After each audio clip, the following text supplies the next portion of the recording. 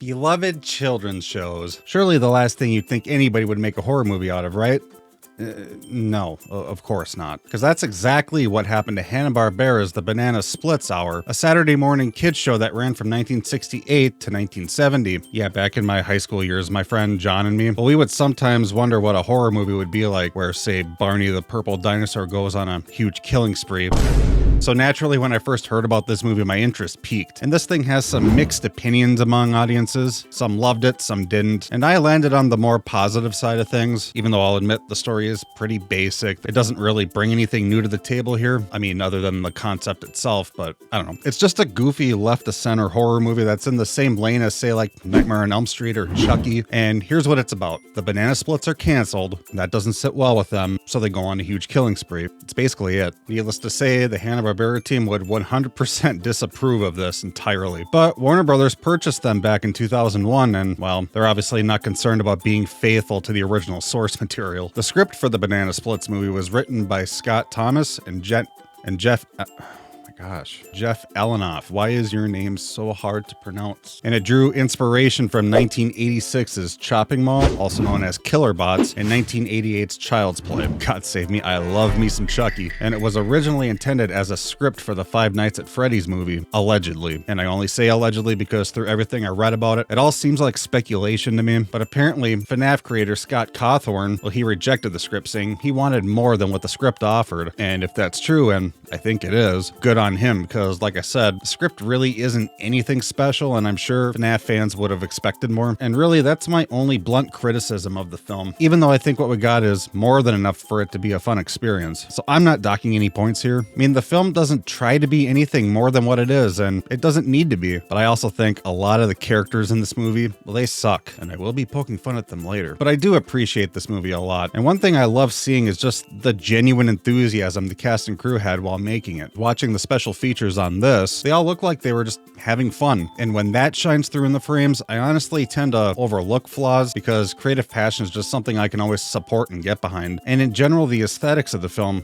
it looks great. And it just seems to be an homage to the original time period of the show. And I always appreciate practical effects, and the director insisted on it over CGI just to add more authenticity to the film. Sure, there's a couple of examples of bad CGI, but what do you expect from a low-budget film like this? Even down to the color grading with pushed sepia tones, which she observed as a natural characteristic of film from back then. Yeah, this film is just eye candy. So those are my general thoughts, but I'm gonna spoil this whole movie. I'm gonna go through a play-by-play of the film, because that's what all the cool kids are doing. You've been warned. Have some laughs, make some jokes at the expense of fictional characters being stupid. I can't help it. It's fun. Come join. This is Harley. It's his birthday. He loves the banana splits. He doesn't suck. This is Beth. She's Harley's mom. She's overprotective. She doesn't suck. This is Austin. Harley's burnt out half-brother, who surprisingly doesn't suck either. And this is Mitch. Mitch sucks. He's a workaholic that hates his life and seems to think his kid is a complete idiot. Well, Beth surprises Harley with tickets to go see a taping of the Banana Splits for his birthday, which Mitch swoops in and steals her thunder. Daddy, you're the best. Harley, we talked about this. You're too old to call me daddy, okay? You were also adopted and nobody loves you, you little sh**. This is Zoe. She's forced against her will by her mother to go with Harley to see the Splits. When the family arrives at the studio, the security guy is ominous and weird. He tells them that late at night when he's there alone, the Splits ride around in little cars, laughing and singing. They get in line at the studio, and here we meet Thad and Poppy, two obnoxious influencers that I could not deal with in real life. There's also Parker and Jonathan. John is the delusional parent type that wants to make his daughter famous. He sucks. Parker's cool. She doesn't suck. Cell phones are banned in the studio and are taken away by Paige, who Burnout Austin would like to bump uglies with. Yeah, Paige doesn't suck, although Austin wishes she would. Oh, brother, this guy stinks! And Harley almost gets run down by the Splits. And Mitch doesn't care. Jesus, that'd be an embarrassing way to die. And the Father of the Year award goes to... I hate him so much. We cut to a dingy old shop run by creepy man Carl, because that's a thing on all TV studio lots. And he runs an update on Drooper, because his reflexes weren't up to snuff and he almost ran over a child. Oh yeah, I'm sorry. The banana splits in this, well, they're animatronics. Carl created them. Now you know. In this update, however, he adds the prompt to the Splits AI that simply says, "The show must go on." Show must go on. This is Andy. he sucks, and he informs Splits producer Rebecca, who doesn't suck, that he just got promoted to vice president of programming and he's canceling the show, despite it still being a huge hit. His reasoning being because it's old and stupid, and he wants to do something cool and edgy, like The Adventures of Torso Boy.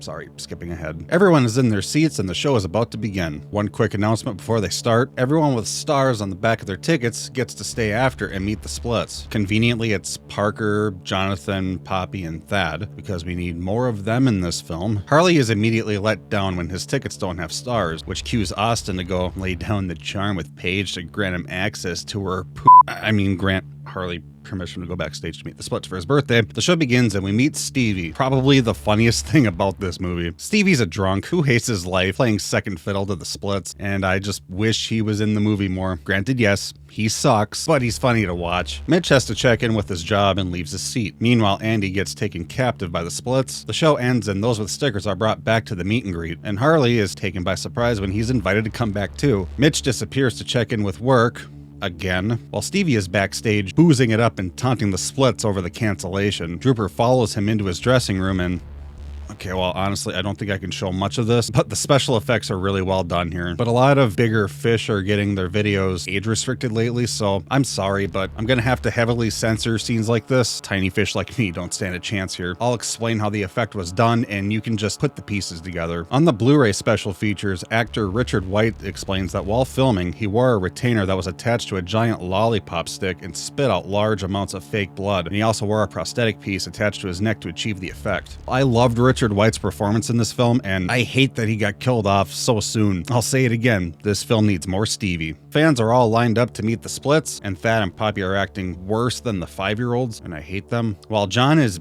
being John, and I hate him. Miss? One moment, sir. Miss. Excuse me. Dude, Shut up. what? Shut your I mouth. really need to see Shut the your producer. mouth. While defeated and pouty, John takes off with Parker, like a child, to find a producer on his own. Paige runs after them, and Thad and Poppy wander off and do their own thing, so everyone is split up now. Pun intended. Beth finds Mitch talking on his phone outside, and he quickly and suspiciously hangs up his phone because, hey, guess what? He's having an affair with his assistant. Was anybody surprised? No, he sucks. Well, he goes to wait for them at the car and... Hey, guess whose night just freed up? Bruh. John and Parker find Rebecca in her office. John intrudes because he sucks, and Rebecca isn't having any of it because she just lost her job. John just ignores her rejection and keeps nosing around the studio for someone else to harass. These two again. Yo, check this out. You're gonna love this. Dad, no. Oh, look, he's popping the question. Live on TikTok, Graham. Oh, so cute. What the hell? Oh, goody. Fleego's here to ruin it. I'm sorry, it's about to get graphic here. Again, I can't show much.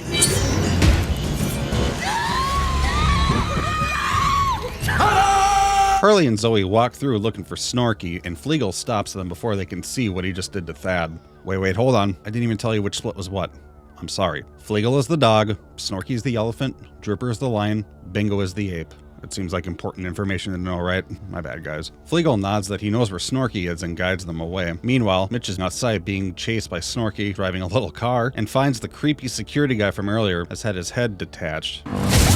John is getting a new facelift from Drooper because he has no survival instincts whatsoever. John, duck out of the line of fire! Do something else! Standing there, doing this, is not working out to your advantage. Parker then gets abducted by Bingo because her parental guardian is John, and Beth is justifiably freaking out because she can't find Harley and Zoe anywhere. Rebecca shows up and reassures her that everything is fine, but then Mr. Butterface shows up and tells him he was attacked by the Splits. Paige runs to call the police, but the phone lines have been cut and all the cell phones are smashed. Classic. Meanwhile, Harley, Zoe, and Parker are being locked up in Creepy Carl's shop, and Beth and Austin go looking for them. They come across a set that mimics a jungle and have a run-in with Bingo, who snatches Austin from above. Actor Romeo Carrere, I don't know if I pronounced that right, explained that it was easy to be creeped out while filming this because apparently they put real spiders in the foliage. No, I'm good, thanks. Beth Sarah Connors Bingo's ass, and they carry on. They come across Poppy, who's on the brink of insanity, mourning the loss of Thad, and she goes with them. Back to the kids, Carl is there, explaining to them that he tried to tell the Splits that what they were doing was wrong, but they wouldn't listen to him, and that something went wrong with the update. Drooper drags Bingo's busted ass in, and Carl drops the keys on the floor and tends to his aid like a parent who just lost his child. Yeah, Carl's a little weird. Drooper leaves and the kids snatch the keys, bust out, and lock Carl inside. John and Rebecca are met by Flegel, who busts Rebecca's hand and forces them both to run the sloppy time course. A nice little throwback to the beginning where we see the happy children running the course. It's all cheerful and fun, and now the vibe is flipped on its side and it's cringy, it makes you wince, but it's so stupid and quirky at the same time. I had fun, even though I had a hard time watching it.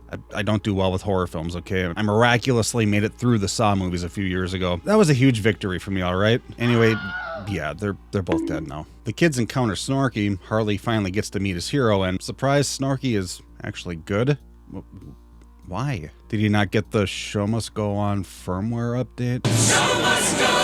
Well, anyway, Snorky guides the kids away, and the adults regroup and go to Carl's little shop and find him locked in the cage. They hear the screaming of children coming from under a trap door, and everyone but Poppy goes down. She sees an incomplete build of a 5th banana split, an owl named Hootie, and goes full-on wacko loopy-loon, puts the headpiece on, kills Carl, blaming him for Thad's death. Yeah, I couldn't stand her before Thad's death, but congratulations, Poppy! You no longer suck! Cheers to you for starring in the canceled sequel.